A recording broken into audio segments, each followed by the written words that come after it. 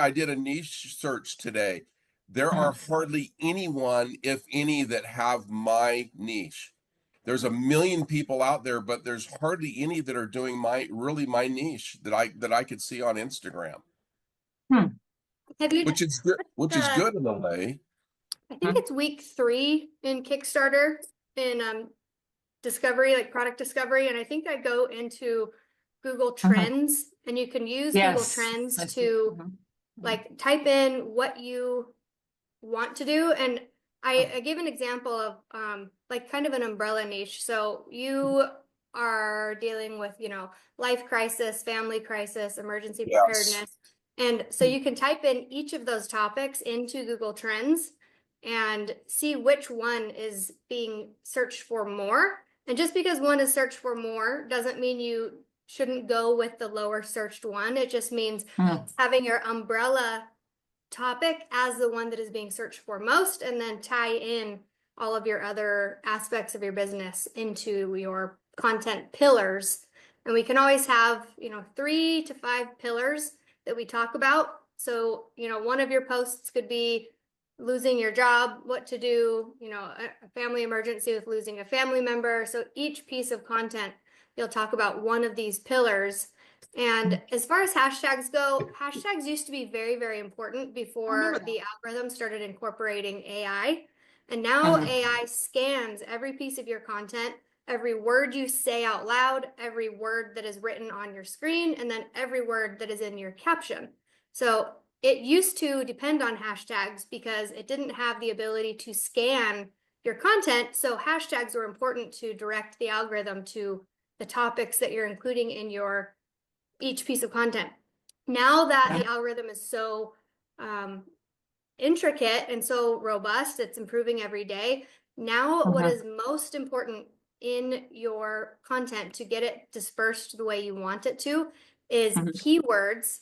So instead of saying hashtag emergency preparedness, in your caption, you need to be writing the words emergency preparedness and writing inside that caption, each way you want the algorithm to direct your flow. And it's so good at picking up what exactly you're trying to say based on the words in your caption, the words on the screen, and then the words you're saying out loud if you're doing a talking head.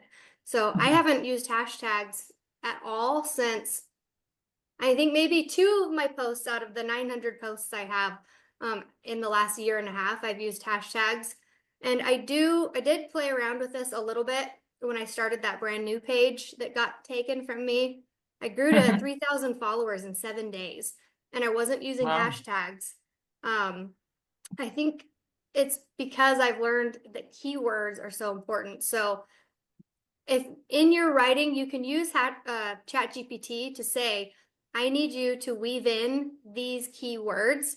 And then I did a call, I think it was three calls ago, where I went over, maybe it was 2 calls ago, deeply researching your niche using Etsy, using Answer the Public, using like the search inside social media pages, and then finding the highest trending videos in your niche. So you can search those, and in the Reels tab, it'll show you, if it has 1 million views or more, and if it has 2,500 comments or more, that is an exact outline of what you could be mimicking, but tailoring it to you and your voice. But if you're searching your niche, your product, your umbrella niche, and then finding the videos that are, hitting the 1 million mark or more, getting, at least 1,500 comments. Usually I only like to look at the ones that are within 30 days, over 1 million views, and 2,500 comments. And if that's in your niche, just try your best to do as close to what they did, like segmenting the camera angles, the words they're using. You can definitely tweak it because we don't want to just outright copy it. But on social media, if it's working for a reason. And when you're just experimenting with how to post, there's nothing wrong with taking what's working and turning it into yours as closely as possible to the content that is working. So that's the best way to get your content seen, is to do that deep research. And I say, it is so much more valuable for you to spend an hour researching your posts for the week than it is to spend 3 hours creating like whatever content we're hoping will work and then just doing the hope and pray method. So the more time you spend researching and then creating content that is already working, the better your time will be spent than just, deep diving into what we think might work. Because when we have thousands, millions of examples of content that does work, we should use it, right? Like if you have a business model that's working, you want to model it after that. If you have a piece of content that's working, you want to model it after that. So within 30 days, over 1 million views, 2,500 comments is the kind of content we want to look for when searching your niche. So real quick, I'll give a quick example on my Instagram. I'm going to search personal branding. I'm probably going to get a lot of people talking about how to create content, how to do like get brand deals.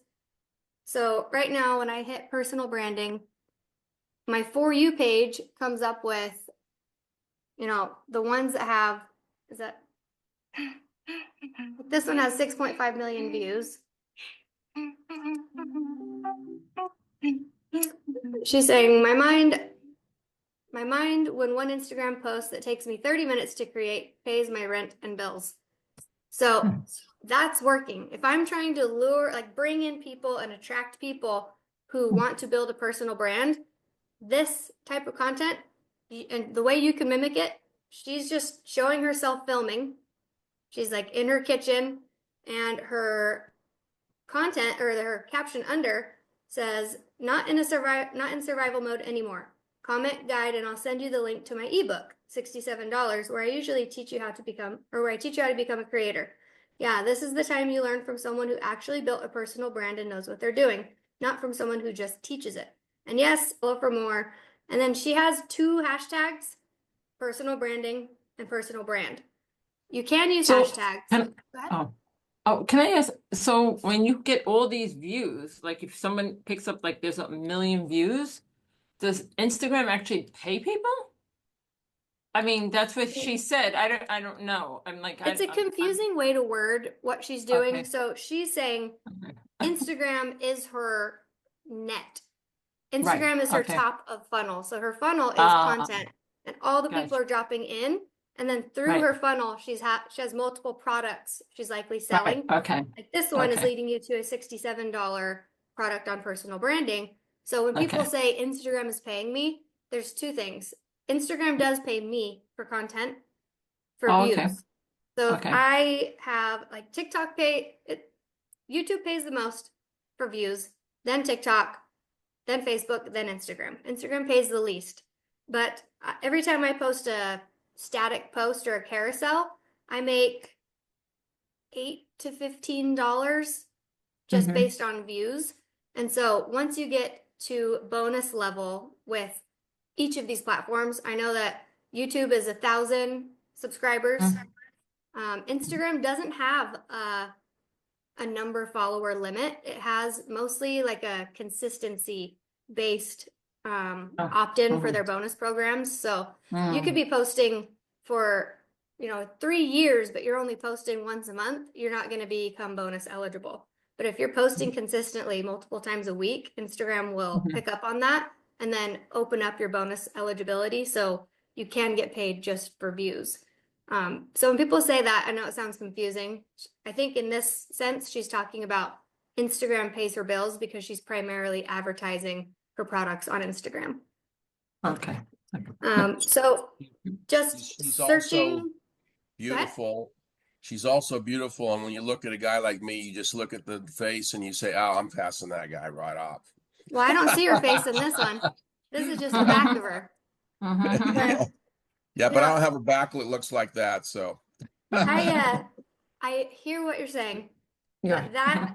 That way of thinking is very limiting because I'm just teasing. I had a guy that I taught, I did one-to-one coaching with him, and he always would say, but I have a face for radio, but I have a face for radio. So that line is in my head because he always used to say that, I've got a face for radio. But today's lesson is about authenticity. which is the highest form of self-love. To be truly authentic is to truly deeply allow yourself to love yourself, because when we wear a mask, when we have to try to acquiesce to what we think people want to see, or who, other people are, comparing ourselves to, they have success because this, or I bet they're doing well because of that. We build up this mask, and I have an example in the lesson about putting on layers and layers and layers of clothing. So I'll have everyone mute if you don't mind, and then I hope you have a pen and paper, because we're going to do a few exercises.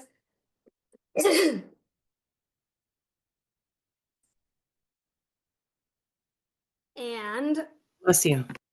thank you. Hopefully my voice stays.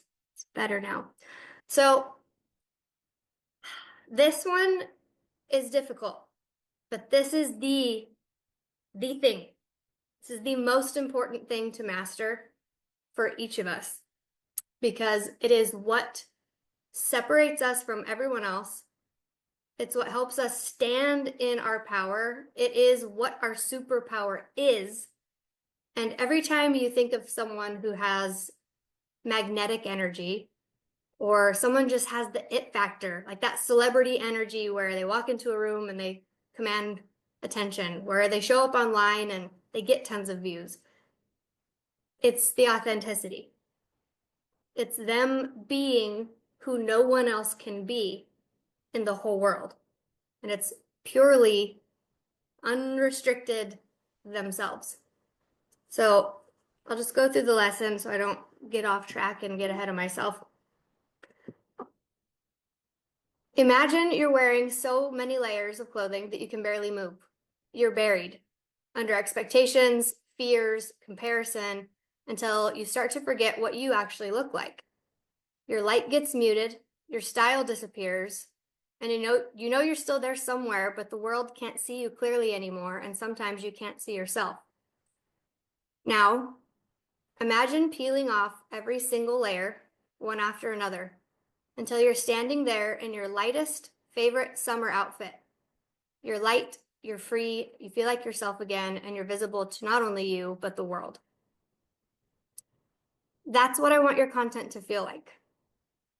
Easy, real, not buried under shoulds, what ifs, musts, what will they think? Because when you show up like that, people they don't just see you, they feel you. And the way to sell a product online is through feeling and emotion. The fastest way that you can get someone to say, I'm all in on this person, follow you, purchase from you, and eventually purchase every product you ever put out, is because they deeply see who you are, they feel something from you, and being that authentic sends out that authentic vibration of trust. And so wearing all those coats, it just doesn't let anyone see who you truly are, and you blend into the masses of hundreds of thousands of other people also wearing all of those coats, because it is so difficult to be authentic, because it feels dangerous. It feels scary.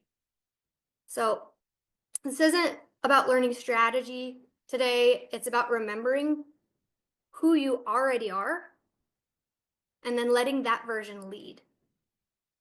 And I know there's a lot of layers to unpack with being authentic, because it takes healing to allow yourself to be authentic.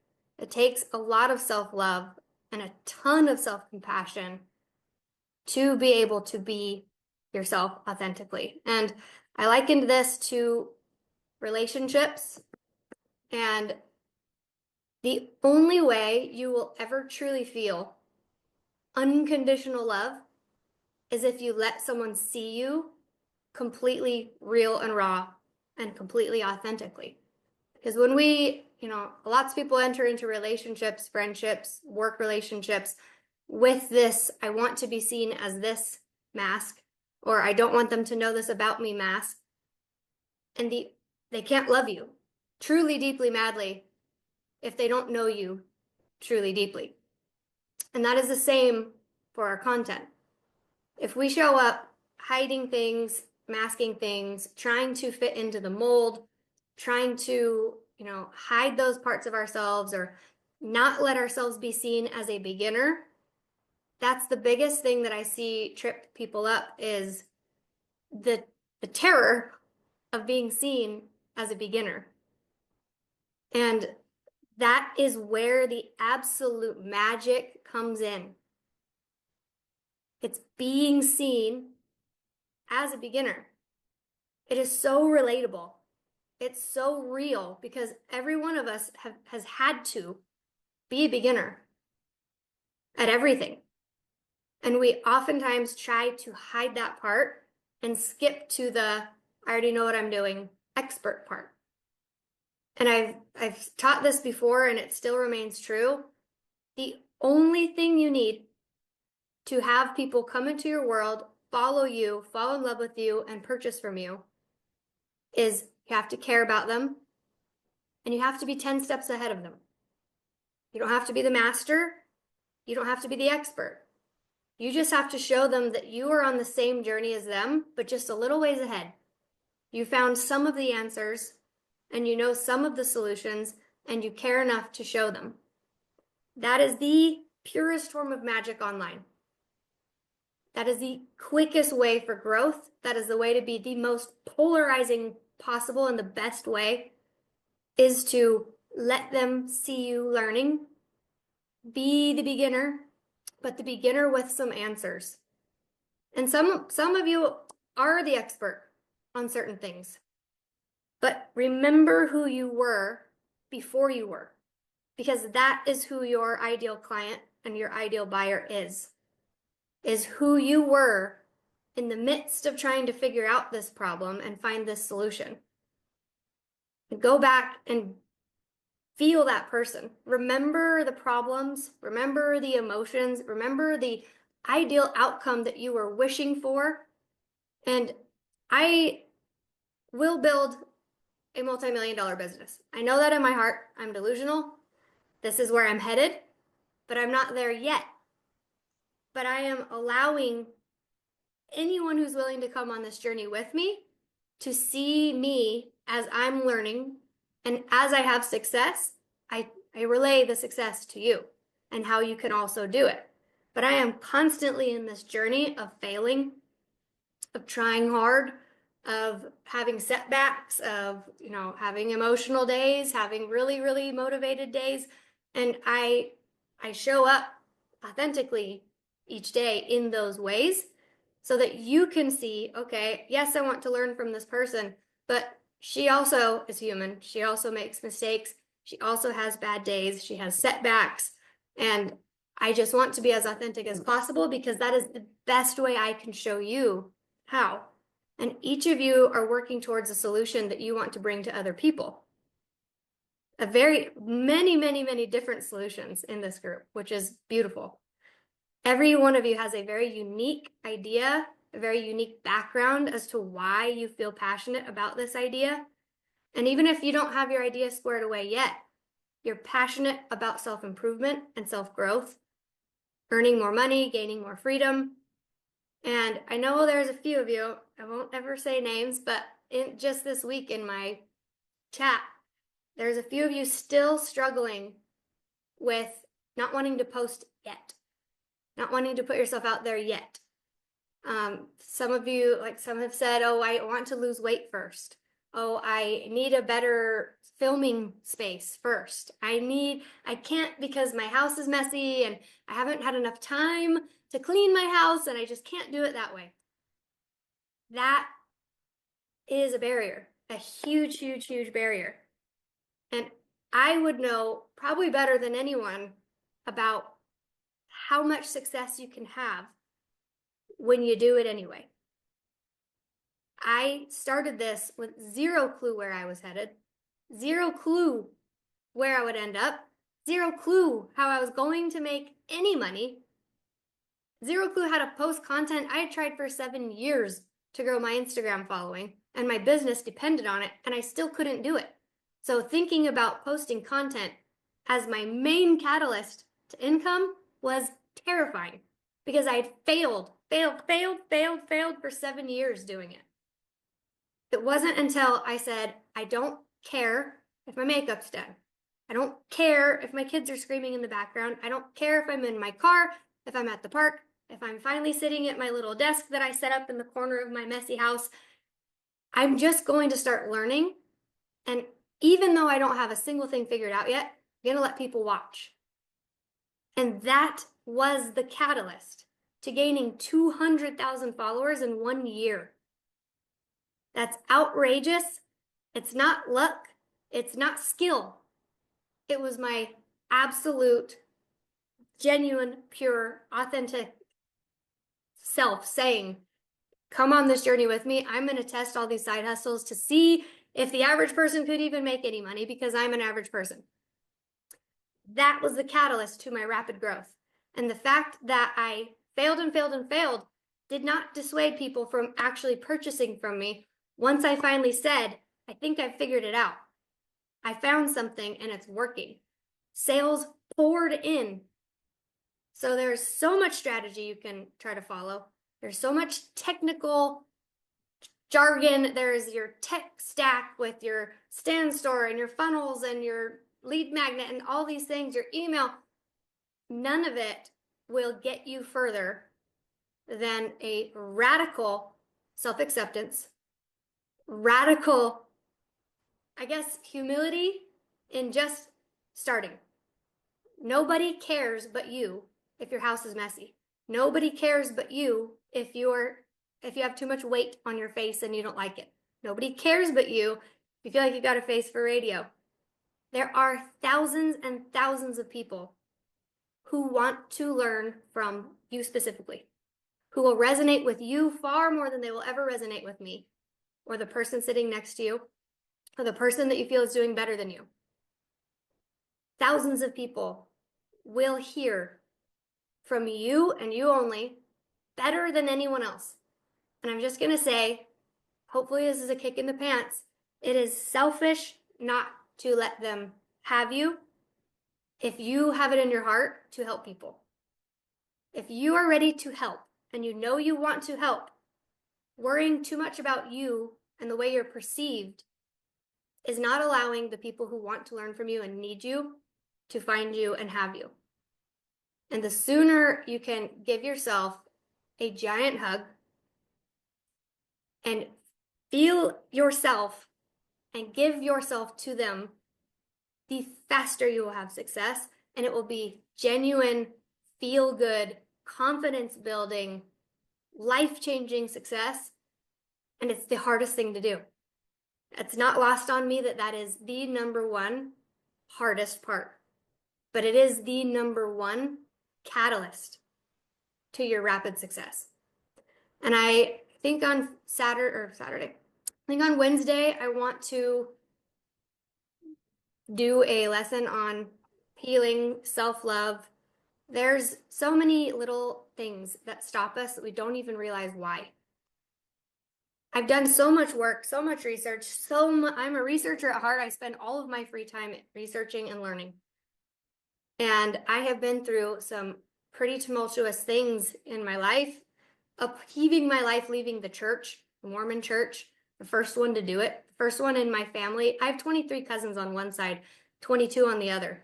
And I was the first one to get a divorce and the first one to leave the church. And that was absolutely life ruining, but then it was the best thing I've ever done for myself. So learning how to heal, learning why you are the way you are, learning why certain things upset you, learning where your trauma came from. So many people think, I don't have trauma. I don't have any trauma. There is little micro traumas and there are big, big traumas. And trauma is not the thing that happened to us. It's what happened inside of us when it did. One of my favorite doctors gives an example of two people getting in a car wreck, hitting the cars in front of them at the exact same speed, one of them walking away feeling very injured, and the other one walks away feeling very grateful that it wasn't worse. They had the same impact. One of them goes to a lawyer.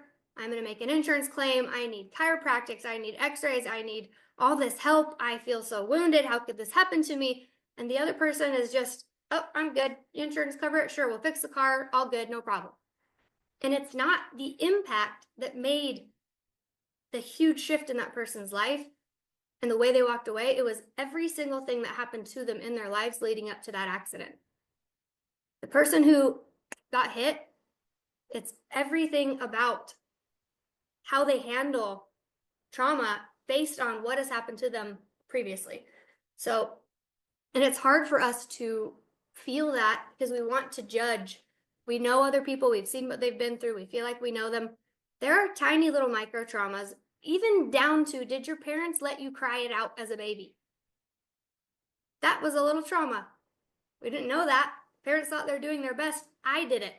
I followed a book that I thought was the Bible. It was like, cry it out, let them cry it out. I had the best sleepers in the world. But that caused something in them that I'm not sure what the repercussion will be yet. Because we are designed to be coddled. We're designed to be nurtured. We're designed to have attachments, deep, deep attachments. And every time we cried it out as children, so we needed something and we were ignored, taught us hyper-independence, sure, self-soothing, and I'm sure there's good things that happen from it, but there's also bad things. So a lot of us think, well, I don't even know if I have a ton of trauma. I don't think I do. I could probably sit down with each of you, and if you told me the last time you were extremely upset about something, I could probably tell you where that trauma lies, what that childhood thing was, because someone else might have that exact same thing happen, and they'd brush it off, don't care. But here we sit, furious, redlining, so upset over something that happened, and it's not usually about the thing that happened. It's about everything that happened before that thing, and that's why that thing is the trigger. And so I try to go a little bit into that in week 1 of Kickstarter, but it's my first course. I don't want people coming in saying like, what do you think, you're my therapist? I just want to bring attention to the fact that our why, our motivation, our discipline, what we do with anger, fear, sadness, all of those things come into our ability to love ourselves. And the ability to love yourself is the ability to be completely authentic, because if you love yourself completely, you don't care.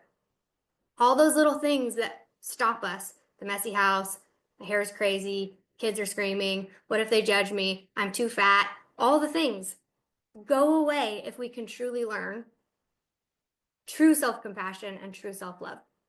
And that is the hardest thing to learn, and that takes time.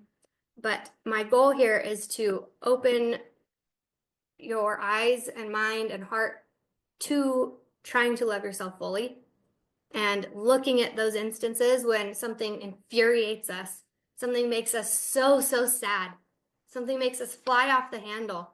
What is it in that moment? And can you love yourself through it?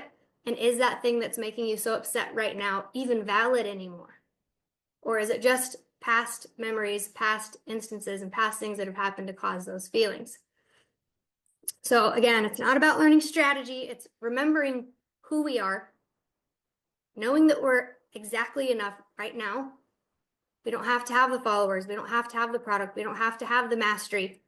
We just have to show up, loving ourselves so that we can help others with the solution that we have to offer.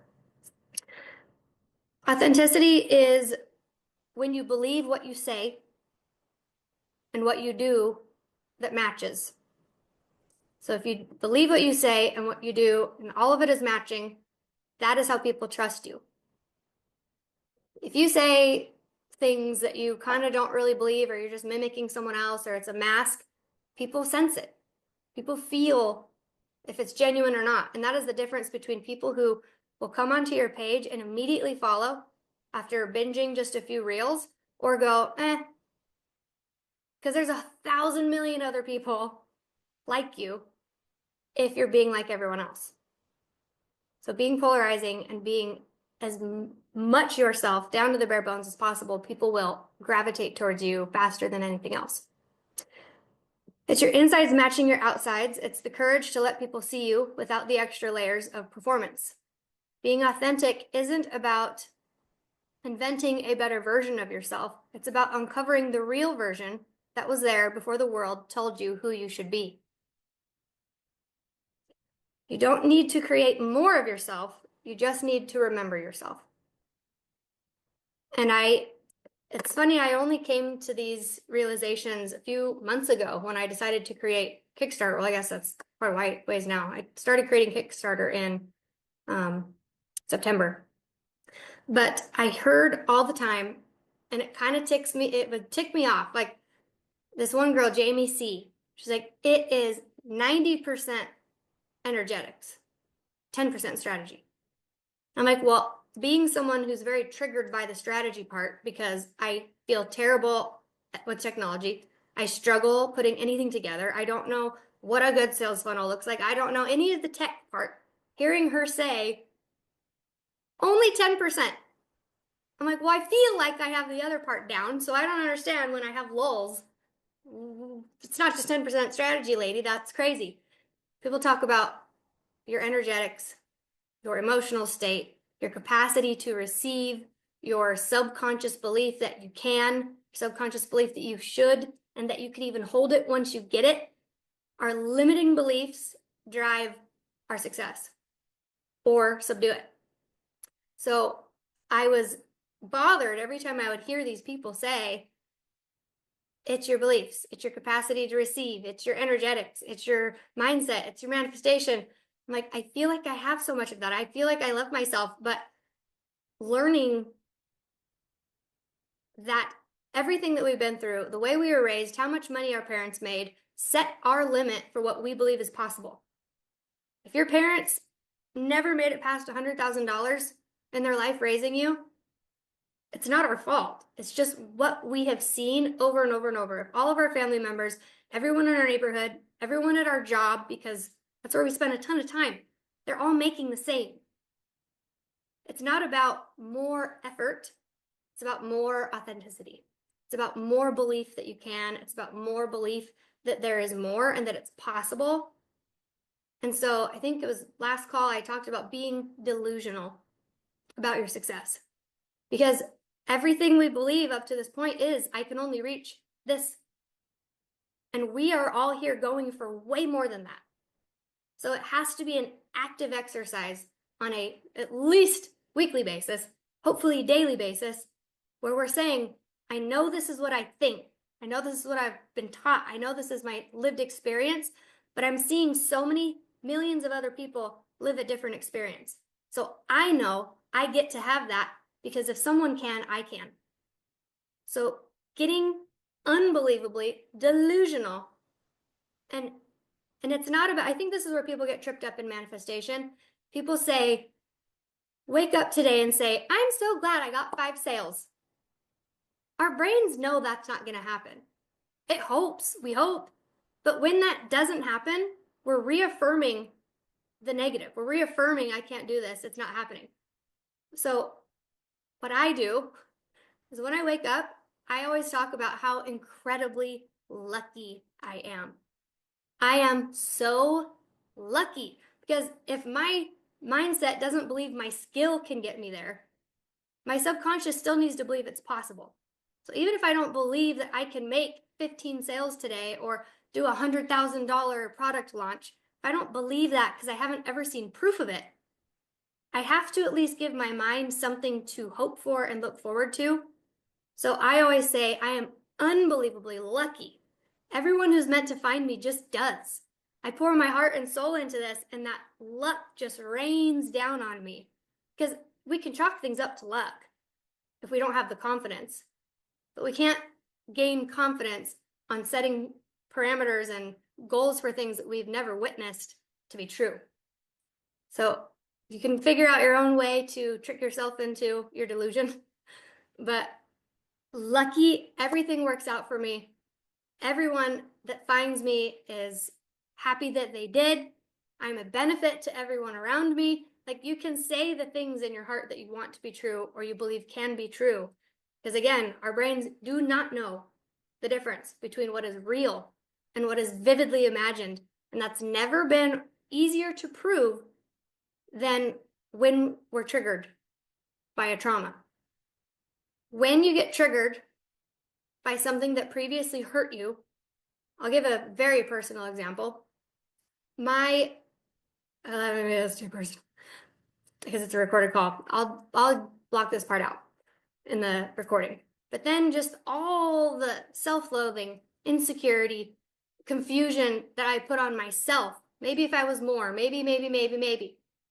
And when you get traumatized by something, when you're triggered for that same trauma again, your brain goes exactly back to the pain that caused that trauma. And it feels real. It feels like you are exactly back in that place with it happening right now. Like you need to run from a tiger. That's not happening right now.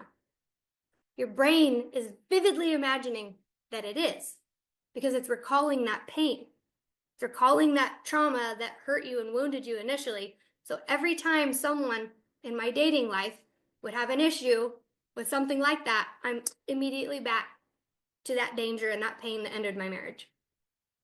That is how we know for certain that our brains do not know the difference between what is real and what we're vividly imagining. Because in the moment that I'm triggered again, my brain's vividly imagining that I'm back to that first initial trauma when I'm not. The reverse is the same, and it's beautiful because we often get hit over and over and over with the trauma. We get hit over and over and over with the sadness, with the insecurity, with the belief we're not enough, the belief we can't do it, that we don't have enough. We hit that all the time. We have so much capacity for the opposite. It's beautiful. Equal and opposite. As bad as you have ever felt, you have the capacity to feel that good. And that's why after a certain amount of trauma in my life, I actually started looking at it as beautiful. I posted last week this 3 weeks that I had my home. It first started with finding out the guy I was dating was cheating on me and stealing from me, racked up credit card debt, found my cash box from when I was microblading, had no idea that was happening. That put me in the hospital again with a third heart attack, diagnosed. Too much trouble, too much trauma, too much turmoil. My body went back to the very worst of it, and it landed me in the hospital. I got out of the hospital, was out for about a week and a half, and my girlfriends were like, we need to just get you out of the house. You've been through too much. We went, we sang karaoke, and I remember singing Celine Dion, My Heart Will Go On, and I just had this picture of like this guy absolutely destroying my house, throwing things, breaking glass as I'm singing, because it was probably happening simultaneously. I got home, and there was glass everywhere, bloody streaks, handprints down my walls, tables turned, peed in my daughter's bed, broke every piece of glass, bled everywhere, and was asleep naked in my bed. I had to have the police come. There was almost a shootout in my house. He wouldn't come out, so they had to get a K9 unit to bite him out of my house. And then I saw a naked man be handcuffed and taken into a car in my front yard. All of that happened at once. And things trigger that trauma. A noise in my house. My girl's coming home late. Oh my gosh, did I lock the doors? Like, so many things trigger that trauma. I have had to pretend that I dreamt it. We're allowed to do that. Anything that ails us, we are allowed to pretend it doesn't exist anymore. And that doesn't mean being naive and like not being careful and aware, because some things trigger us for safety. But the things that have hurt us and harmed us the most, we are allowed to pretend it was a dream. We're allowed to pretend it was vividly imagined. We're allowed to pretend it doesn't affect us anymore until it doesn't. So as much pain can come in an instant, uninvited, because someone said something or triggered something, we're also allowed to use our capacity on the opposite side of that for our benefit. And it sounds delusional, and it's hard to imagine doing it, but it is what will help us heal and love ourselves so much more. Because if the things we believe other people have said about us, they don't exist anymore, we get to get over it because we get to decide, because we're the pilots of our life. So this one is huge too. I always talk about manifesting from heart mode because the energy behind manifesting for what we truly need versus the stuff we want puts us in true alignment and heart mode. And we can measure vibration, we can measure frequency. Didn't used to be this way, but there's more and more and more studies coming out about our own vibration and our own frequency. And there was a big study done a little bit before COVID happened, where they brought in people and they were measuring their vibration and their resonance. And until this study was done, it was believed that love is the highest vibration. I thought that kind of makes sense. Love, pure love was the highest vibration. That measures at about 500 hertz. Gratitude is around the same. But the highest frequency we can reach is authenticity. That was crazy to learn. Authenticity vibrates at 900 hertz, which is almost twice as strong as love. So it's no wonder the people that get online, even with the best intentions and a heart full of helping others, the ones that are so authentic are vibrating at this frequency that attracts people and endears them to them because it's a vibration. You can feel it through the phone, we can feel it through their words, we can feel it in how they make us feel. But every one of us has pages that we follow because they make us feel better, feel good, feel seen. And if you can be one of those pages, you will skyrocket your success faster than you thought possible. And it will feel so good because you know people are following you for your genuine being, not just a mask that you're trying to portray. When you're real, you don't have to hustle harder because you vibrate louder. Here's why we lose our authentic voice. We lose our voice because we're scared. We're scared of being judged. Sometimes we're scared of standing out. We're scared that our real voice won't be good enough, so we filter ourselves to fit in to sound polished and marketable. But every time we do that, we put another jacket back on. And we're not going to be able to peel off all the jackets at once. It's a very difficult, painful task to remove these layers if we've let ourselves be comfortable in them. But one thing I heard that made a lot of sense to me is what was it? You're not afraid. I'm not going to remember it. I wish I could remember the line. If you want to go viral, you have to be okay with being seen. And if you're not okay with being seen, you're going to play your content small, you're going to hide, and you're not going to do the things that would make you go viral because you're afraid of being perceived by that many people. So, and that makes sense. Like if you are making posts that are small, careful, timid, not truly aligned, those posts won't go viral. If you're being loud about who you are, who you help, why you're here, those are the posts that go viral. And I can attest, nearly every single one of my posts I've got probably 12 posts with over 1 million. In a year and a half, that's pretty great. Like it's pretty good to have at least 1 million. I mean, just in the last 30 days, I think I'm at 6.3 million views. But it took time to build up the courage to be that authentic. At first, I wasn't necessarily talking about my heart. I wasn't talking about past trauma. I barely, finally for the first time in 3 years, posted about that break-in. That went mega viral. It got 20,000 views in the first hour. Talking about my husband, how he spent 10 years in prison, goes viral.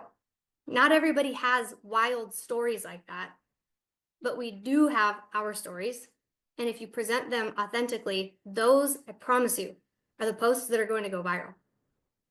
Telling you, you don't have to like bear it all. I don't want to like have you misunderstand. Like there can be a level to your business where you only talk about these things. You don't talk about some of these things. That's okay. But in those things you decide to talk about, be so vulnerable and be so raw and connect to people.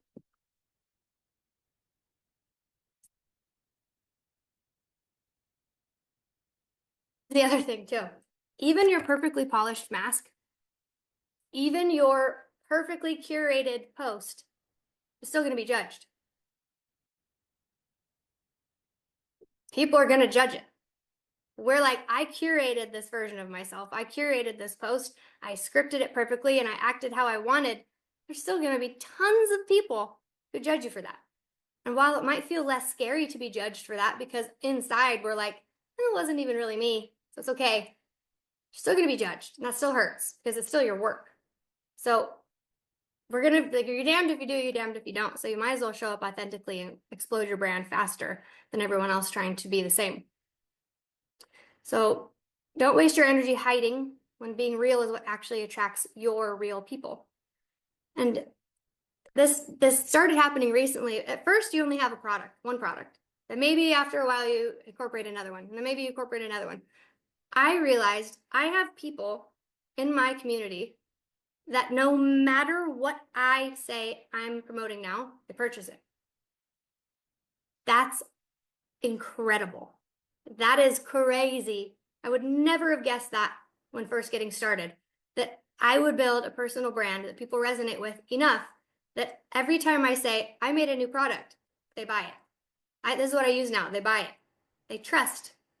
And that, we all have people like that. Everybody every single one of us has either someone in our personal life, work life, online life, someone we follow, that if they say it, we want it. If they say it, we trust it. And that is what authenticity does to our brand.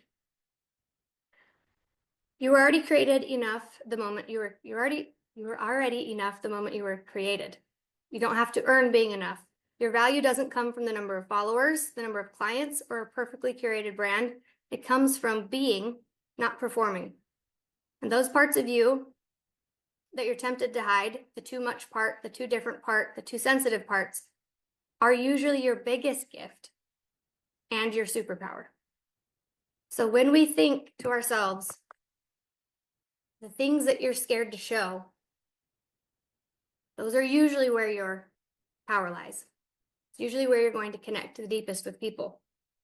If we can find those parts, kind of study them, decide if we feel that way, why we feel that way, and is it even valid that we feel that way, why we want to hide something anymore, we can uncover the parts that will be the most polarizing for our audience. So I want you to think for just a moment. Maybe write it down if you have a pen. I'll give you like a minute for this. I want you to pause and think for a moment. What is one part of yourself that you have been hiding, want to hide, or feel like you need to hide? But deep down, you know it could probably be one of your superpowers.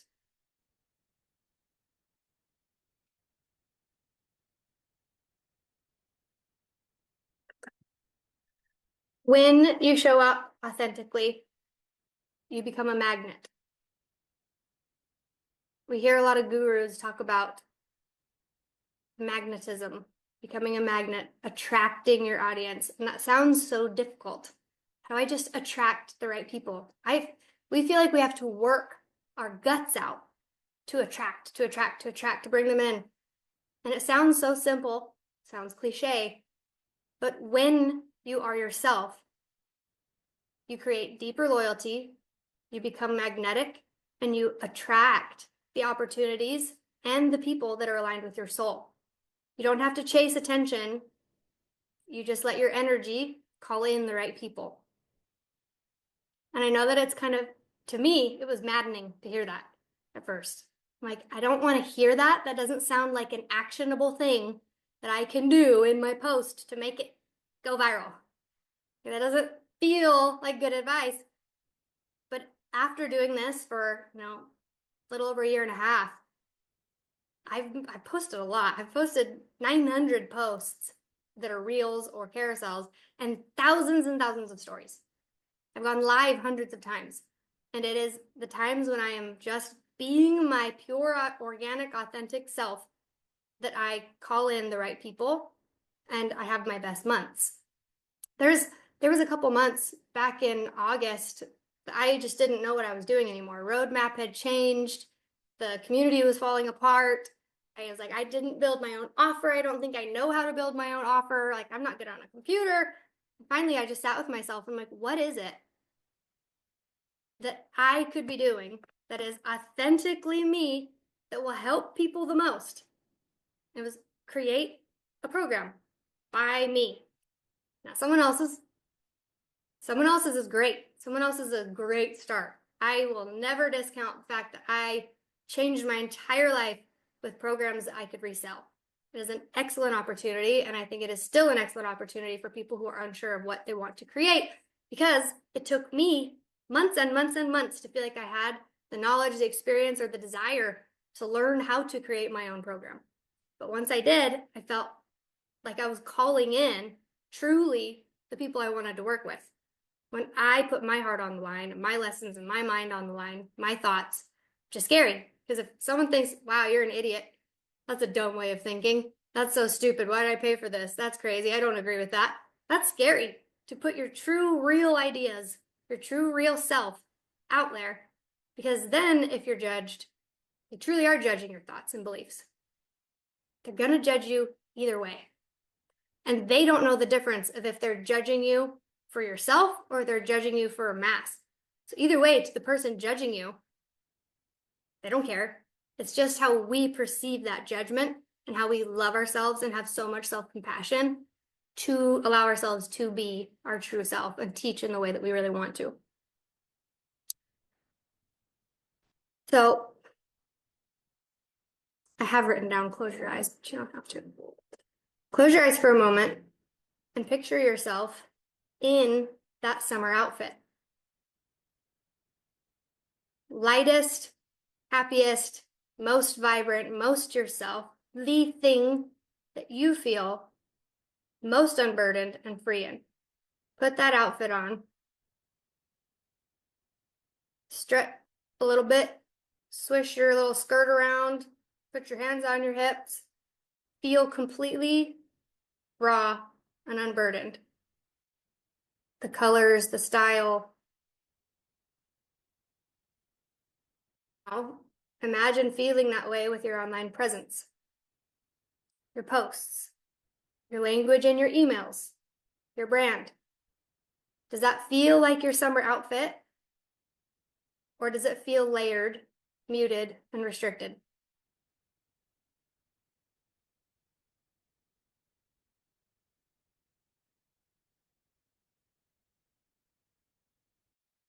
Feeling your lightest, most vibrant, unburdened, carefree self makes this so much fun. When you're online, restricted, layered, muted, burdened, that just muddies the water and makes this not fun. I've had so much fun doing this, but I've also taught people who have had no fun doing this. I had a one-to-one client that was so dedicated to making this work, but so dedicated to his mask. And he gave up. Spent a lot of money. He took a lot of time. We had a lot of time together. And I wasn't able to teach this yet because I didn't fully understand this yet. But now that I have taught so many people, I can see very vividly the difference between those who make it and have fun and those who hate it the whole time and give up. And again, that's like the car accident. One person has had so much trouble, burden, trauma in their life that they could not drop the mask and love themselves. And the other person hadn't. Just hearing these ideas, thinking, okay, I can do that. I could post that. I could talk about that. I could show up. Doing great. Two people, same teacher, same lessons, but it's what you've been through. And it's your ability to love yourself and forgive yourself and strip away the identities that aren't really yours to get back to your summer outfit and feel like content is fun. Okay, so just 2 or 3 words, just a quick little description of your summer outfit, your summer outfit self. So just a couple words First thing that comes to mind to describe your summer outfit self. Then just a couple words that describe how you've been like trying to build your brand, how you thought you needed to build it, or how you have been building it. Just a few words, and this is your covered up too many jackets self.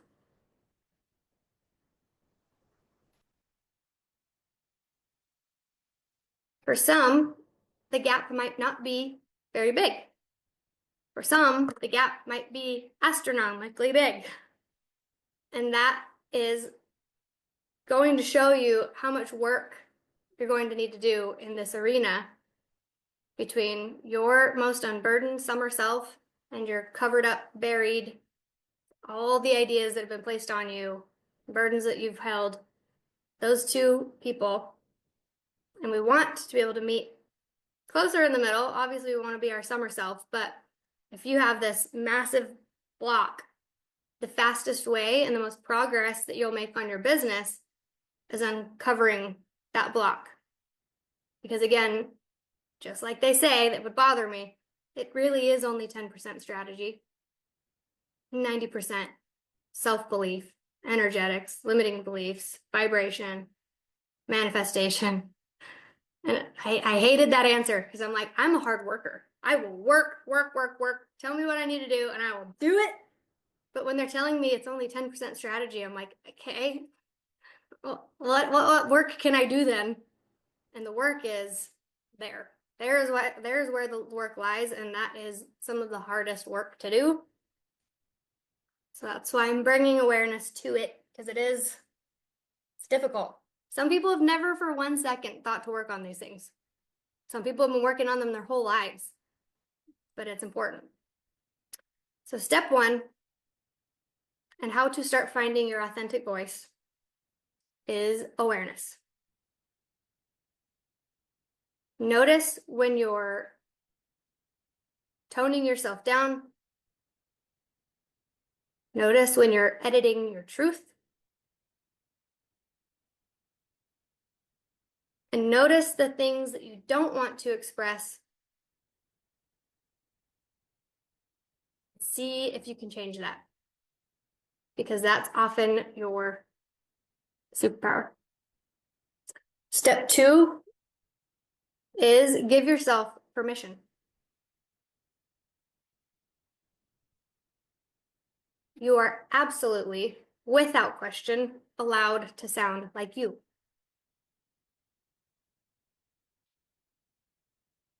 No one on earth can but you.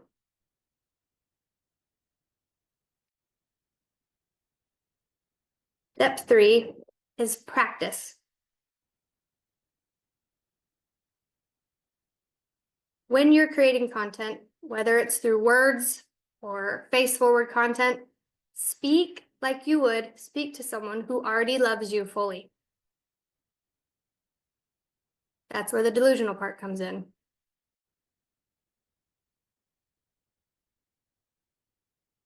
Speak like you would to someone who already loves you fully.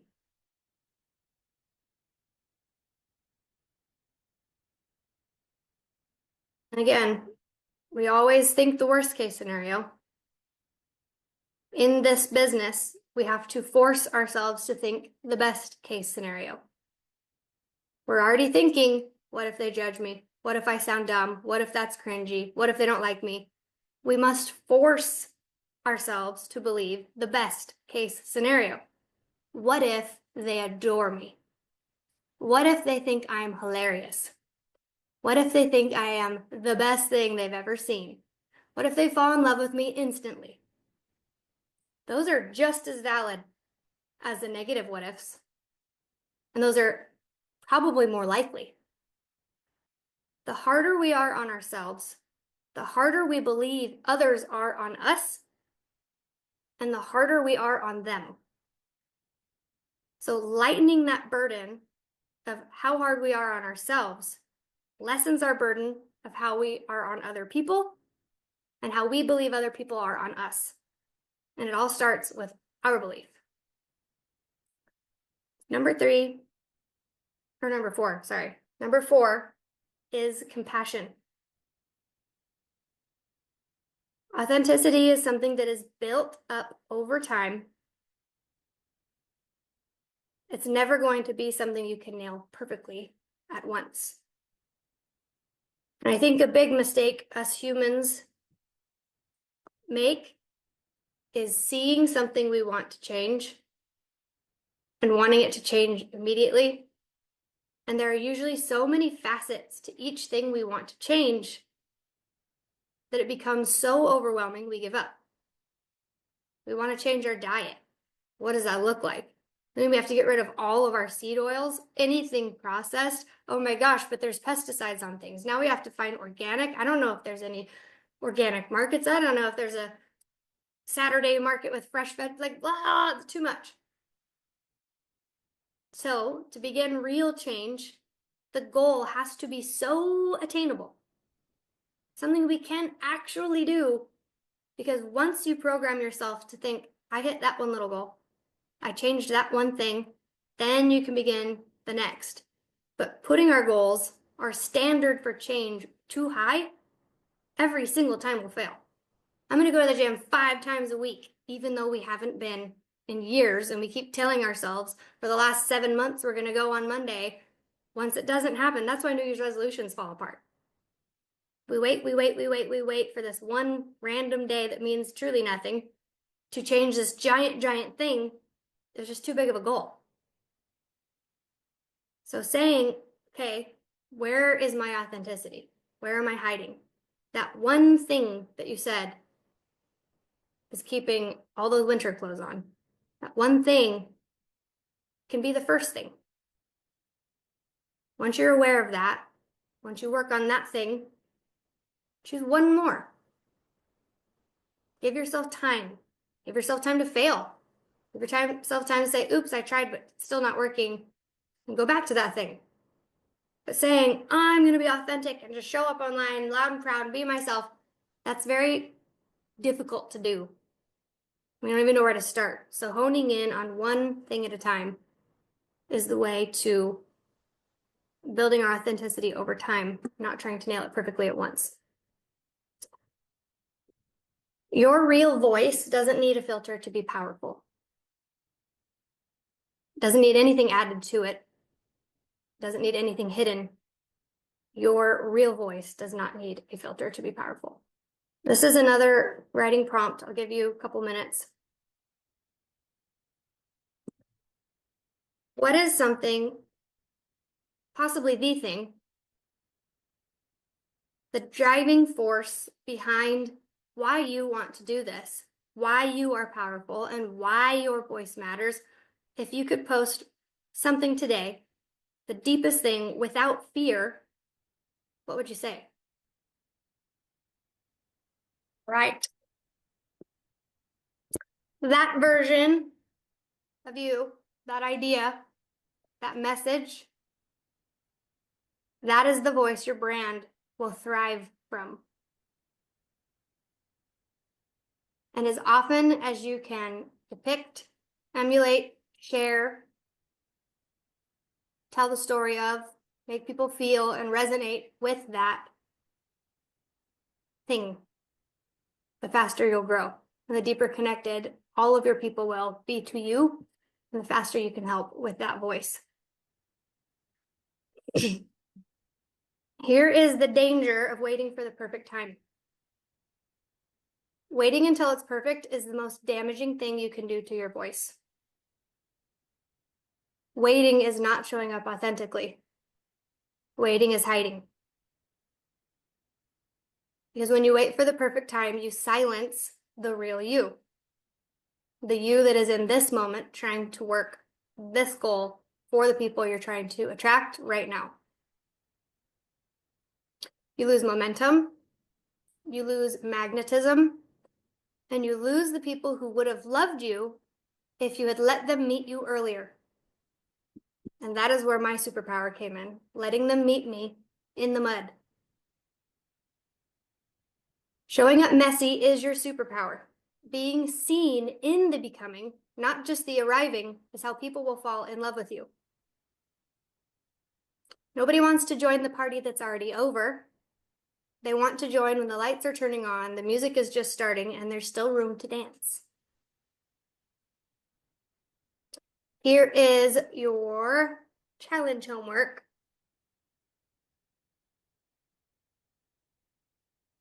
In the next 48 hours, regardless of if you've posted, regardless of if you're scared, haven't shown up, haven't been consistent, regardless, in the next 48 hours, post one thing that feels a little scary, but is true. Post one thing that feels a little scary, but is true. It could be a story, a belief, a behind the scenes.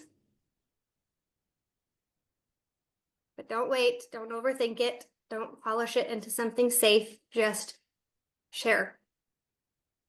One post, one jacket peeled off, and one giant step closer to your real voice. The world does not need another perfect image. The world does not need another cookie cutter person. It needs you. Your truth, your story, your realness. Every single time you choose to be real over being perfect, you become a little more unstoppable. If you still are struggling with authenticity, what it is, what it means, self-love, there are so many good YouTube videos about learning how to be authentic. Even Mr. or Mrs. ChatGPT, if you play 20 questions with it, I always say, ask me questions one at a time so that I can answer thoughtfully. Just say, I want to know how to show up authentically in my brand. Ask me questions one at a time to pull out my truest authentic self. And that is how you will get your ideal buyers. I know there are so many hacks, tips, tricks. You have to research your perfect avatar. You have to this and that and pull people in.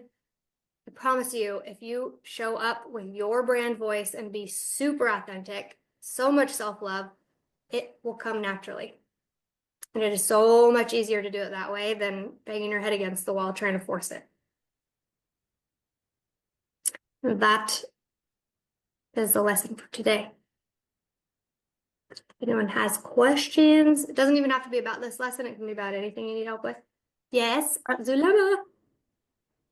Okay, so I had a quick question. It is a little bit about what we're talking about because I'm in my head right now, but I just had a question about so the link tree in the stand store. So like I love to research, and so the link tree is like the I guess the pro version is like $9 as opposed to the stand store that's 30. So just for like myself and my brain, I wanted to like figure out um if I should do like the link tree until I finish my second ebook that I should be done with it like in a week, or just to like save up money. Um, so I was just trying to figure out like I've done YouTube videos and I feel like I still don't like fully get it. So Which part? just like the best, the best one to use for what I'm doing, because and then ChatGPT they all say different things. So I'm just being in my head about it. That's all. So I guess it depends on what you need. Linktree lets you create one single link that's shareable. And then I think the pro version lets you do a couple. So you can do a lead magnet, a link to book, a link to follow you elsewhere. I think the biggest difference is a link tree is just that, a link. Stand store is, your email marketing. It tracks your income. It tracks your metrics. You get to see like where people are visiting from. So, if you have one lead magnet on your story and one lead magnet or a link in your Canva document, in your stand store, you can see where those people are coming from, which is super valuable. So I guess the biggest question is, do you just want a link in your bio or do you need more tools? And if you don't need more tools yet, Linktree is fine. But if you want metrics, analytics, you know, pay systems linked, email marketing, then StanStore is a better option. But if you're not to that point yet, and you want to just save money, then Linktree is fine until you have yourself to the point where you want to track your data, send emails. Yeah, gotcha. Yeah, I used Linktree right at the very beginning because I hadn't like bought a course to teach me all the benefits of StanStore. But for me, it was just the link. So it depends on where you are in business. I always say there's levels to business. So if you're at the level where you just have one link or two links and you want to just have that there, but like all the other little back end tech stack stuff isn't super important yet, makes sense. Yeah, thank you. I appreciate it. Thanks. Of course. Anybody else have anything? No, I You know, just I think it's a good go ahead. lesson. I just wanted to say, so Rex at one point said in the chat, I need a hug. I was just going to say, Kate, thank you so much for that entire lesson, because it just felt like a hug. That was good. The entire lesson, which is really something I needed right now. I've had a bit of a rough couple of weeks study-wise. I'm finishing my bachelor degree, so I've got exams. There's a lot of pressure for like my master's application and stuff. So which is why I've delayed posting anything yet. But this week I've blocked for myself, so this is going to be my first posting week. So I'm very excited about that. And I just wanted to ask, where do you draw the line to protect yourself? As in, yes, you need to be authentic. Yes, you need to tell people about your life, your traumas, of which unfortunately I have. But like, where do you stop and be like, I can't say that, I can't like expose myself that much and risk being attacked on that? Like, how do you protect yourself? Me, like you guys are the first to hear why I actually got divorced. I would never say that online. Yeah. And I'm going to take it out of this call. That was just for you. My daughters don't need to know that. That is something that I cannot share for fear of destroying my entire family. Yeah. I know that is something that would help so many people. There are people that would relate to that and that would help them heal. I can't talk about that. There are many things about the church that I grew up in, the Mormon church. I would love to open that conversation. That's not safe for me because all of my family are still Mormon. So if I were to do that, it would come down on me, and I'm not willing to put myself through that. So there are things that you can share because you're not scared. Here's one way to vibe test yourself. When I posted about Brandon spending his 20s in prison, the first post I made, there was so much hate and anger. He deserved it. Wow, we shouldn't be teaching women to like try to go be with felons. Like so many things. I didn't realize that would affect me because I hadn't ever dealt with that kind of attack before. But after I did, I was like, okay, if I share again about this, I need to share it in this way to protect my own self from that bombardment of hate. So if you feel like the thing that you're going to share, if you do get a polarizing reaction, how will it affect you? And you can take steps. If there's things that you are totally okay with sharing now, do that. And it can take time to get deeper and deeper into things that you would like to share. But I guess temperature check yourself. And if you post this, if that polarizing reaction happens, some people like, oh my gosh, thank you so much for sharing that. I feel so seen. And there's other people who are like, disgusting. How could you talk about that? I wish things were private. Like, if that will hurt you, don't do it. Yeah.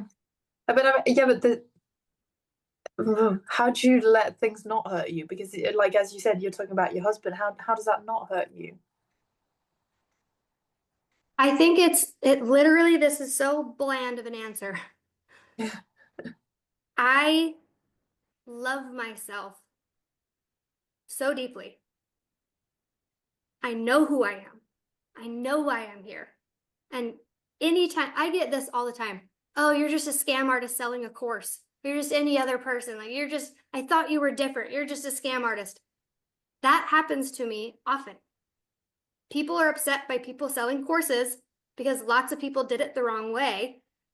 And there's 90% of people who bought a course that didn't finish because they didn't have the proper help behind them, like a community. So I get yelled at a lot, or I'll even get people in my DMs like that. And that would hurt if I didn't trust what I'm doing. That would bother me if I mean, it always sucks to be misunderstood. I don't want anyone coming in here. There was a guy that came into the community a couple months ago and just like raged on the page for a second about how terrible this is and how it's so like it's not like anybody else. I responded to him. And then he DM'd me a whole bunch of angry posts, and then he decided to stick around, which was crazy, and then he left. But like that, I didn't want the rest of the community to see that, but I left it because I know what I'm doing, and I know that you guys know what I'm doing. So I don't really delete a lot of comments. The ones that hurt me were, talking badly about Brandon. Like, he deserves to be in jail. Like, no, he doesn't. But like that affected me a little bit. But I know it's so generic, but it comes down to truly believing in who you are, knowing why you're here and what your mission is, and being totally okay with people misunderstanding you. Because you know. And that is the deepest, most difficult thing to achieve, is that level of self-love. So that when people attack you, you know why you're here and you know what you're doing, and you know that's not you. And the best way I can teach how I do this is every single terrible thing someone's ever going to say about you is a mirror. You're triggering something inside them that they haven't healed, and they're attacking you for it. Yeah. And so knowing that, like, the worst things people have ever said to me, I'm like, I have empathy for you because you are not healed and you are at odds with yourself, that you have to come try to attack me because something that you haven't healed in yourself. And it is so difficult. And I have so much patience, empathy, care for everyone learning this part of it, because it is terrifying to put yourself online. It's terrifying to be vulnerable. It's terrifying to be your authentic self, because that opens you up to people misunderstanding you. But if you understand yourself, it doesn't hurt as bad. Yeah. And feel free to delete as many comments as possible. Feel free to block. My blocked list is hilarious. Like, I'm not going to have all this negativity on my page, and I talk about polarizing like, my blocked page, I have more blocked people than some people have followers. Like, I don't hesitate. And this one was really bad. I'm going to get vulnerable for 1 second. It's block your ears if you're sensitive to things like this. But a girl, a girl on the 25th of March, a bigger page, posted, this is so bad, but I'm just going to say, she posted that she was trying to break the world record of a train being pulled on her. And she got so injured that she had to go to the hospital and have surgery.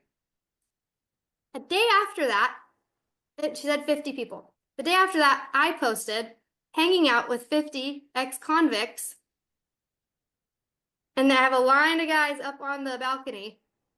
And at first, that posted very, very well, went viral. And I'm saying, hanging out with 50 ex-convicts, all of them are successful, making over $100,000. If you don't believe that you can, you're crazy.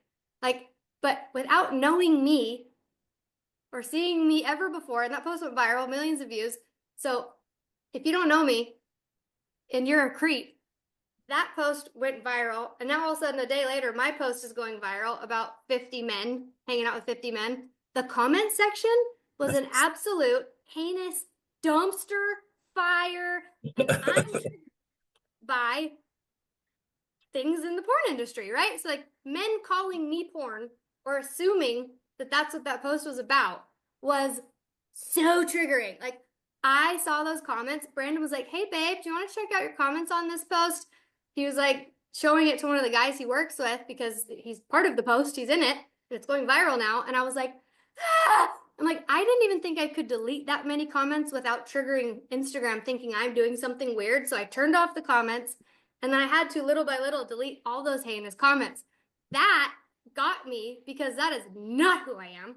That is not what I'm doing. In fact, I am an advocate against those things. And all of a sudden, I'm misunderstood to the worst degree. And the things they were saying about me, I was like, like so bad. But I know me. I know what I stand for. And once I saw that post, it made a lot of sense. Because at first I'm like, who is this chick? They're like naming some girl. I'm like, I don't know. What the heck? And then I saw that post a few days later. I'm like, oh. And I felt a little better about it because the timing of that was ridiculous. But I suppose it truly, truly comes down to deeply loving yourself and knowing who you are so that even if you're misunderstood, it's okay. Because the people that you pull in when you're being authentic are going to back you up. They're going to know you. They're going to trust you, and they're going to be so blessed to have you in their lives. So that's the pain of polarity.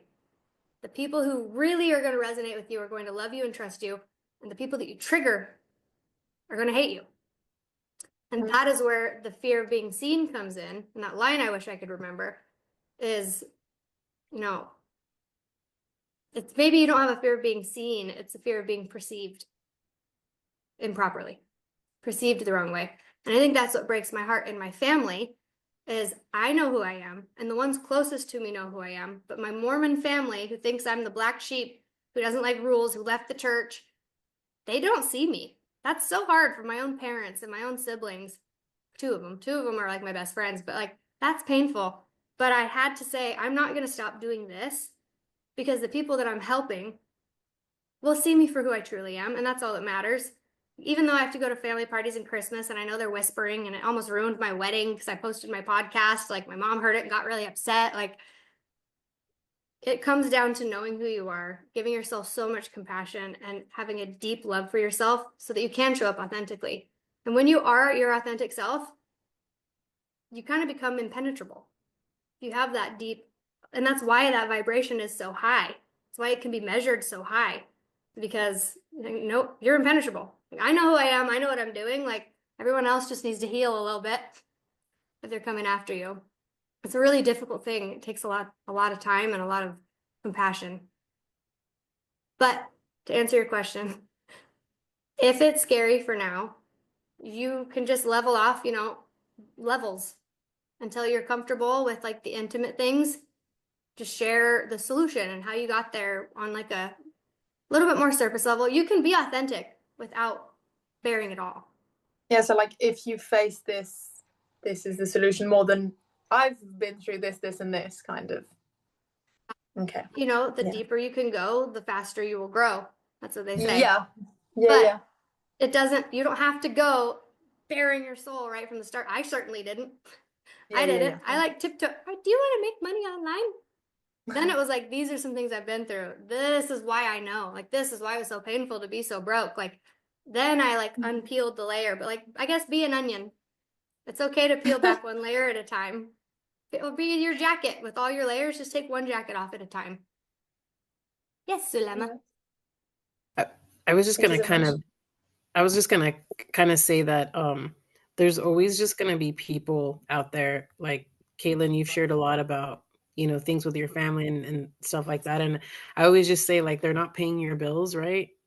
So like just Mel Robbins, like let them, and Let them theory. Yeah, and a lot of the times too, like, I have like two sister-in-laws that like I don't talk to, and but they're always on my stories. Like I don't follow them or anything, but they're always watching what I'm doing, and I think it's just about like not trying to make people happy, but yourself, like just be as authentic as possible. And like with that being said, I don't know if I mentioned this, but I had like two women reach out to me, and one of them was like actually suicidal and said that I don't even know what post she saw. She like sent me a huge message and just said that she saw a post and like she just like stopped like thinking that way and just decided not to do that. So a lot of the times you don't even know who's watching regardless of the followers that you have, if you're just like literally posting from your heart, you have no idea like what an impact you're going to make. And whether it's like, we all have trauma, we've all gone through it. And as long as like you feel comfortable with what you're sharing and you're being real with yourself, then like the sky's the limit, because people will be able to catch that, and you'll have like your own, like your kind of like your own group of people, right? I forget what they call it. Tribe. Yes, your tribe. Yes, thank you. So you'll have your tribe, and the right people will come, just like with you, Caitlin. Like, you got to block all those people and then just focus on the ones that celebrate you and want to be part of your tribe. So that's all I was going to say. Difficult thing. Thank you for that. It's wildly difficult, and it takes time, and it is the most beautiful, most beneficial thing you will ever do for yourself. And just like Zulema said, like, it needs to be for you. And with you sharing your story, it also heals you. It's not just healing everyone else. Like they say, pain shared is halved. So if you can share your pain and others relate, it heals you at the same time as you're healing other people.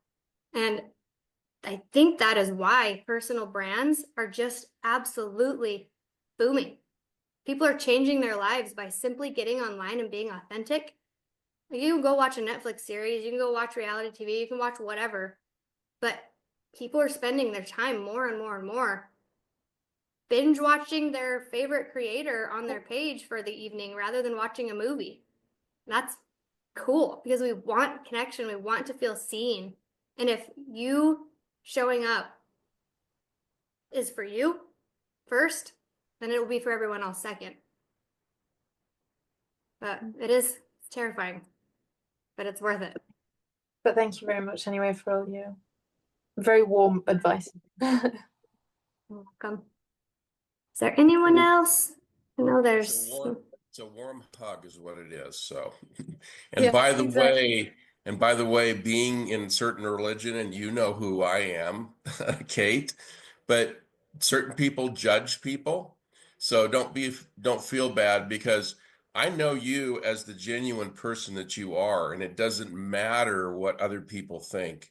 And it's the same way in my family. I even have kids that don't like some of the things that I do, but they don't like to hear things or to be able to be told what to do.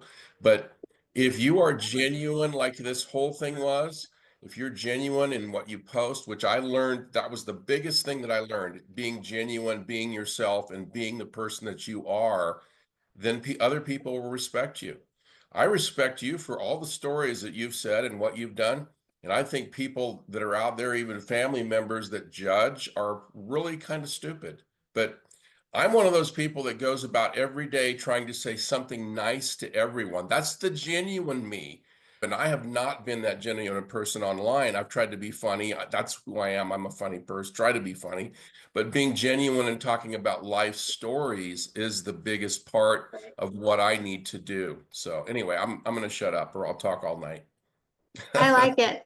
I like that. And you are genuine and you are funny, and you could use all those facets of your personality, as long as we're letting people see the true depth of us in a comfortable, safe way. And that's another thing. I think Mel Robbins even said this once. She's like, there is safe shares and there are unsafe shares. Like, you can share something with a mean, angry sister-in-law that'll take that and turn it around, like hurt you with it. If it's in your real life, like if it's going to affect your real life, be careful. If it's going to affect how you feel or prevent you from moving forward and continuing to post, be careful. But just like you, Rex, my mantra, and I tell the girls every single day as I drop them off, leave people better than you found them. It's exactly it. It's And, exactly it. and that's what we do for people when we're showing up with a solution that we genuinely believe in, and we're being ourselves. And I will never stop saying how difficult it is, and I understand that. So patience with yourself, and a lot of self-compassion when it's difficult. Share something that happened to you that was stupid, and I'll shut up. When I was first married, my first daughter was a baby in the crib.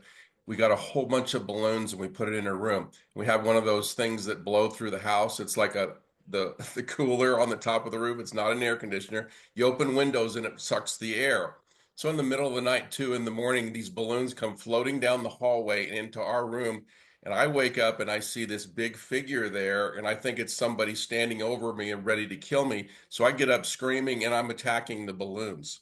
That's those are the kind of things that people kind of want to hear or whatever. Even though it's embarrassing to you, it actually, those kind of things make people like you when you tell them that Oh kind of yeah.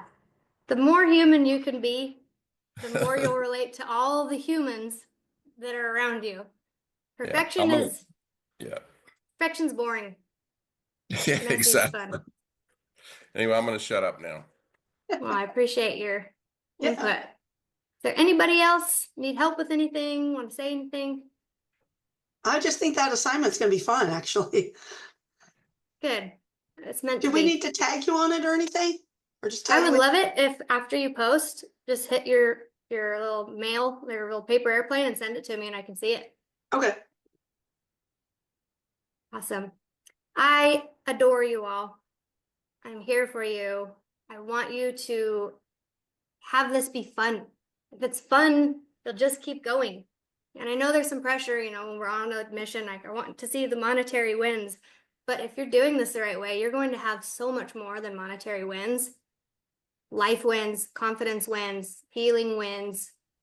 And it's just a really cool thing to be able to build a personal brand and then, eventually have that money come in. But it's a slow burn. It can be daunting, but it's so worth it.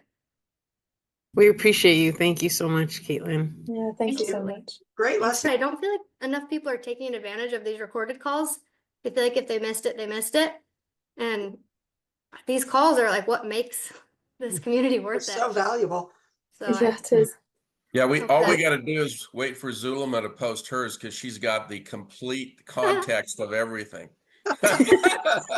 Seriously, Rex. I'm I'm teasing, gonna share my by notes. the way. But yeah, she's got to look at her notes. I don't know how you write so No, fast. I Look at think it's computer. wonderful. I'm taking so many as well. I know, me too. I love it. I think it's wonderful. I think it's great. And If you I like have- to. Oh, sorry, Rex. If you have handwriting that's legible, like you can take a picture of it and tell ChatGPT to transcribe it. If you Oh, are okay. Yeah, you're a I was Notes and gonna Chrome kind of person. yeah, I was gonna take go to my notes on my phone and then it takes it and turns it into PDF. And then I was gonna, Cool. because it makes it into an actual document. It just takes the picture and then I was gonna maybe just post that. I have to figure out, so just take a picture of it and then post it on Chat GPT and then it'll kind of transcribe. I like that. Be able Okay, to. I'll I wish try. I could take my notes and put it into a book, but my handwriting is so bad. ChatGPT half the time is like, I can't. I don't know what you wrote there.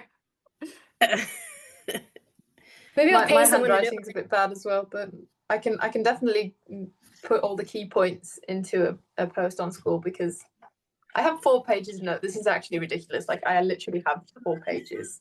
it. I would definitely a notes person myself. I always get sad when a notebook is filled because I'm like, no, I don't want a new one. I Yeah. want my old one. Me too. All Caitlin, right. for the challenge is just like you said, behind the scenes or a story or a belief or something that feels scary, right? To post. Something that is a big deal. Is like the core of your mission. And it's just a little scary. And you don't have to post all the details. You can water it down a little bit as long as it's genuine, but something that just truly does challenge you. Because once you get that post out, everything else is a lot easier. I remember when I first got started, I was like, I was so used to my curated microblading content. Everything had to be edited, everything had to be perfect. And so when I started posting this way, I was like, I will never post if I have to be that curated. Like it's just too much. So I made myself film a few reels with I'm bulgy eyed on my way to school, messy hair with the girls, mismatching clothes. I made myself post like that. Because then once that was already out there, then there's no excuse. Once you say this scary thing out loud, then everything else is a lot easier. So challenging yourself in the beginning to do the thing that feels a little bit scary, then it's already out of the way. And then you can just start posting a little bit more freely. There's a guy, well, actually, there's a show on Netflix. I'm a big baseball fan. I played, softball my whole life and into college and soccer too. But I found this show. It's called The Clubhouse. It's about the Boston Red Sox on Netflix. And one of their main players, and I'm only saying this because I know sometimes we all kind of have felt this in our lives, but he literally talks about he has like he's the best player. He's like the MVP. He goes to the All-Star games, and he literally talks about he had a gun and he like, pulled the trigger to kill himself and the gun cocked. And he talks about this whole mentality that he's had since he was a kid of like never being enough, never being good enough. As great as people tell him he is, he doesn't believe it. They think they're lying to him. He feels like this imposter syndrome.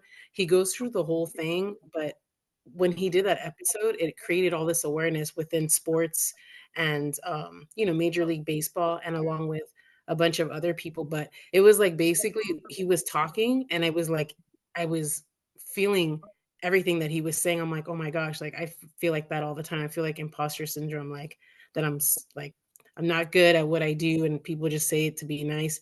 But I feel like we've all kind of felt that. So if you get a chance, his name is, I think, Jared, and like Jarred, and Boston Red Sox. And he talks about mental health and just like the trauma that he goes through with his dad, and his dad would throw baseballs at him when he was a kid so he wouldn't dodge them. So it's just really interesting. And I thought about that specific episode because it kind of literally talks about all this stuff that we've been going over. So it was very interesting. I would like to watch that. Maybe I'm gonna post the takeaways, and maybe in your notes you could drop the book in there. Or is it a book? Or is it a show? I put The Body Keeps the Score in the chat. That was a really good book. But I'll post the Jared stuff. I posted on the school thing or whatever on the school page. Perfect. Oh, and then I saw Zoom user, haven't set up my page yet, but wanted to be faceless. Yet not sure how, because not sure I can be my authentic self like that. So the really cool thing about faceless is you have so much room in your captions to tell stories. So faceless is great because you can just post, B-roll, whether it's through a content vault.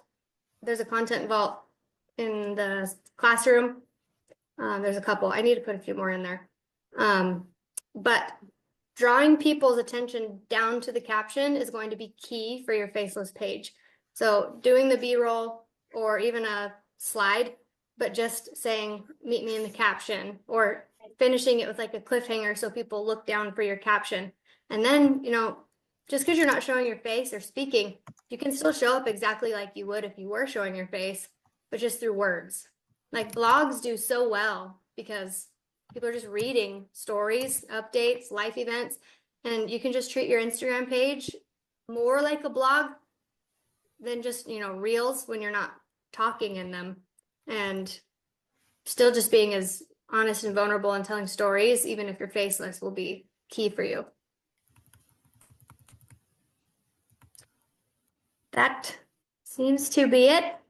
I love you all. Happy Monday. Hope this is a good start to your week. And then we'll be having another call Wednesday at 5 p.m. Pacific where you can join. If you're friends with anybody in the community, get after them to get on these calls. They're important. Where's Kimmy?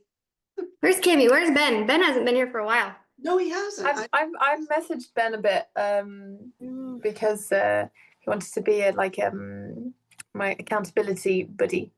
So I'm trying to push him a lot, and he's all scared and stuff. So I will definitely tell him to watch this call because this was really nice for me.